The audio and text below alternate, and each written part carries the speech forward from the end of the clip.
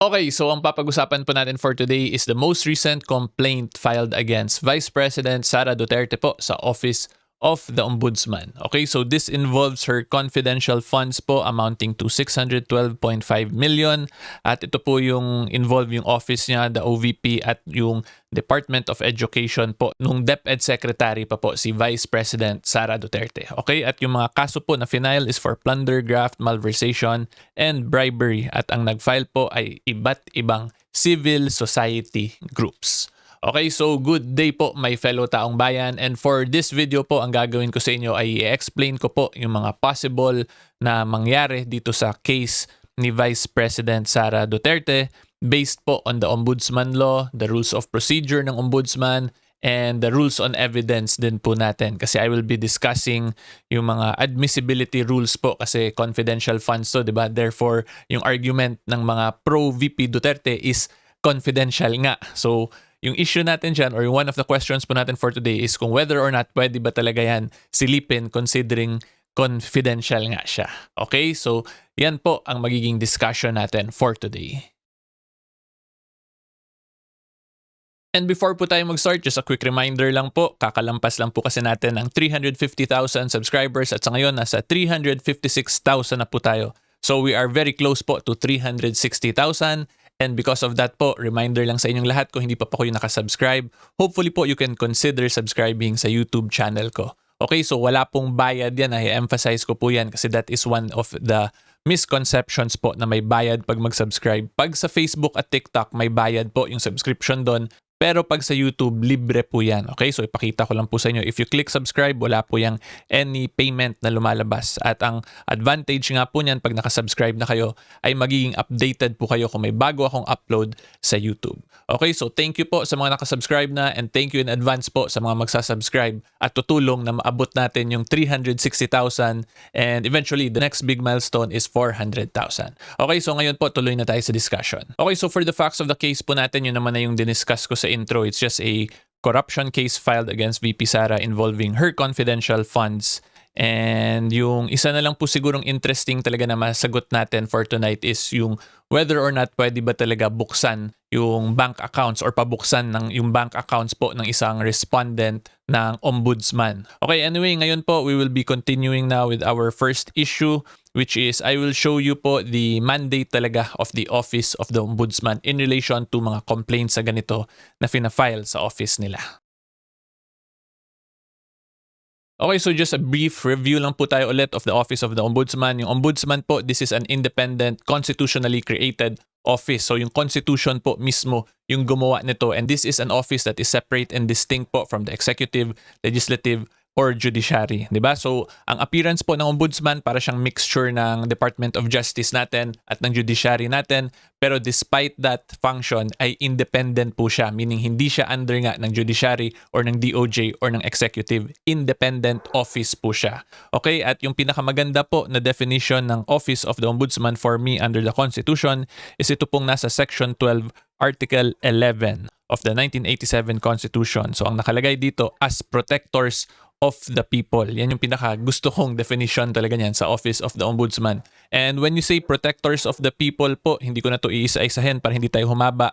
Pero in summary, ang main point niyan, sila yung taga-protect sa atin in relation to the corrupt practices, the corruption na ginagawa, and the abuses po na ginagawa ng public officers natin. And because of that function, kaya sila tinawag na protectors of the people. Okay, so theoretically, they should be protecting us from abuses and from corruption ng mga government officials and public servants po natin. Okay, so yan po ang function ng Ombudsman in a nutshell. Ngayon, punta naman po tayo sa rules of procedure na ng Ombudsman. So, yung rules of procedure po ng Office of the Ombudsman is Administrative Order Number 07, Rules of Procedure of the Office of the Ombudsman. And then, yung gusto ko pong i-point out sa inyong lahat dito is itong nasa Rule 2, Section 2, Evaluation. So, kung makita po ninyo, ang grounds, of course, criminal complaint for an offense in violation of RA 3019, which is corruption cases po natin, RA 1379, 6713, so on and so forth. Basta this is all related po to code of conduct ng mga public officers natin. And then for corruption cases, RA 3019 po, this is our anti-graft and corruption law. And then yung sa revised penal code provisions, ito yung bribery provisions natin and corruption of public officers. So yan din po, nakailang discuss na ako tungkol dyan. But anyway po, going back, once a complaint is filed sa ombudsman, ang mangyayari po niyan is ito nang nasa section 2. So kung makikita po ninyo, ang pinakaunang gagawin talaga dyan ng ombudsman is i-evaluate muna niya yung kaso. Okay? When you say i-evaluate po, ibig sabihin, titingnan muna niya kung meron bang sapat na ebidensya para magtuloy yung filing of cases talaga dun sa proper court or sa proper venue. Okay? Kasi yan din po ang kailangan ko palang i-emphasize. Once a criminal complaint po is filed in the office of the ombudsman, hindi nga po yan kaso agad, di ba? Like what I explained earlier.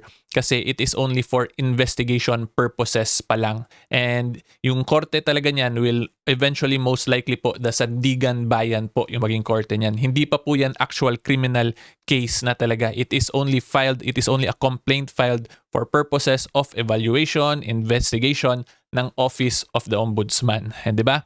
And yung options nga po ng ombudsman pag na-file na yung complaint, yung una-una dyan, pwede niya i-dismiss outright yung kaso kung tingin po niya mahina or nanggugulo or nanghaharas lang yung purpose kaya may final na case. And then pwede rin po i-refer niya yung respondent for comment. So ito po parang somewhat similar na to sa counter affidavit. Okay, so kung makita nyo, di ba, referred to respondent pa. Respondent pa po talaga tawag pag nasa investigation stage.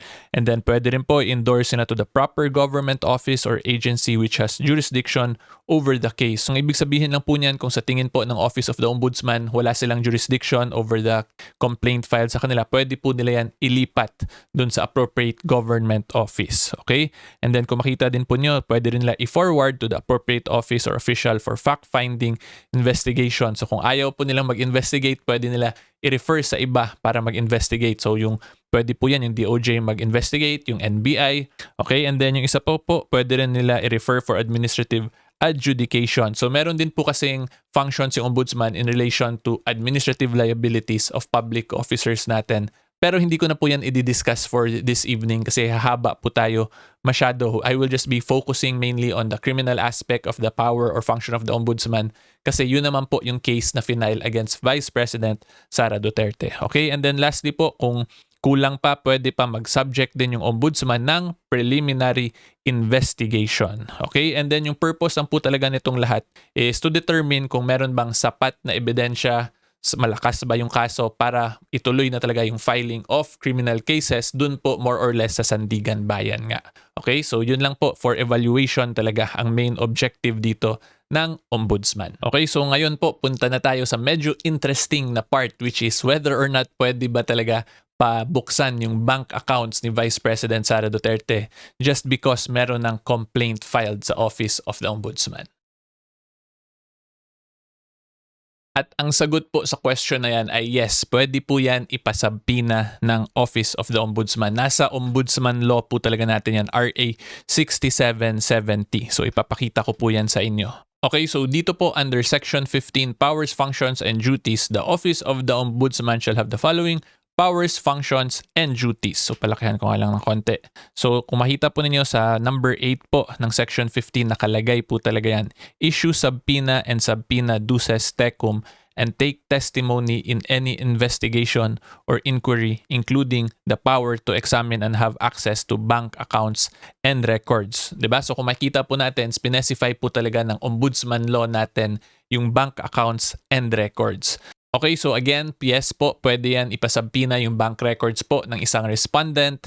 However, may ipapakita ko sa inyong, kung ako lang tatanungin, para siyang makulit na provision dito sa Ombudsman Law at sa Rules of Procedure ng Ombudsman. Kasi despite this po na pwede ipasabpina yung bank records, meron naman po yung provision sa Section 17 regarding immunities. Okay? So kung makita po ninyo dito, ang nakalagay talaga, in all hearings, inquiries, and proceedings of the Ombudsman, including preliminary investigation of offenses, no person subpoenaed to testify as a witness shall be excused from attending and testifying or from producing books, papers, so on and so forth. Diba? So, specify ulit dito na ombudsman, pwede isabpina, tapos yung taong sinabpina na yon, hindi talaga siya pwede ma-excuse from participating dun sa hearing. Okay?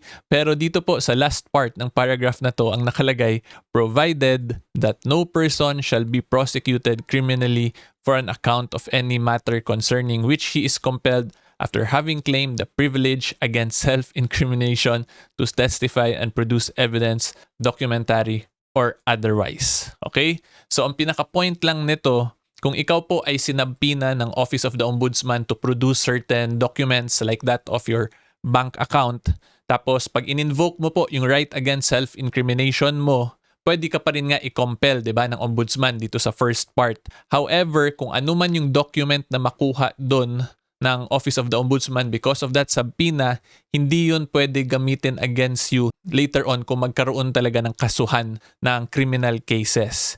Diba? So, kaya ako nasabi na medyo magulo kasi ang dating niyan ngayon, pwede sila i-compel, i-subpoena, pero kung ngayon, kung ilabas niya yun sa investigation, yung documents na yun, tas nag-invoke po yung respondent ng right against self-incrimination niya, hindi yun pwede gamitin yung evidence na yun para ikaso sa kanya later on, di ba? In other words, papasok po ngayon yung rules on admissibility of evidence, which is nga po, if you remember yung mga past discussions natin, yung evidence po na presented should not be excluded by the Constitution, by law, or by the rules, di ba? And because of this provision, itong provided na to na provision ng ombudsman law natin, ang nangyari dyan ngayon, excluded na by law yung any document na i-produce po ng isang respondent once sinabpina siya ng ombudsman to produce that, provided nag-invoke siya ng right against self-incrimination. Diba? So, again, kaya po siya weird kasi pwede ka pilitin, pero if you invoke your right against self-incrimination, hindi rin pwede gamitin against you yun siya in a actual criminal case. Okay, so kung nandyan pa po kayo, nanonood at nag-enjoy kayo so far, hopefully po you can consider liking the video itself because that is actually one way po para sa pagsuporta nyo dito sa advocacy ko kung saan nag-explain ako kung paano nag-a-apply yung batas natin sa mga current events at current mga legal and political issues po sa bansa natin. Okay? Because if you like the video, mas madami po tayong engagement, mas ipopromote po yan ng YouTube algorithm sa mas madaming tao, and because of that po, mas madaming makakapanood at makakapakinig dito sa mga explanations ko. Anyway, tuloy po tayo. And then lastly po, gusto ko lang din i-discuss or padaanan yung tungkol sa confidential funds in relation dun sa argument ng mga favorable kay VP Sara na confidential nga versus naman dun sa mga ayaw kay VP Sara na right to information daw or accountability kaya pwede silipin yung confidential funds.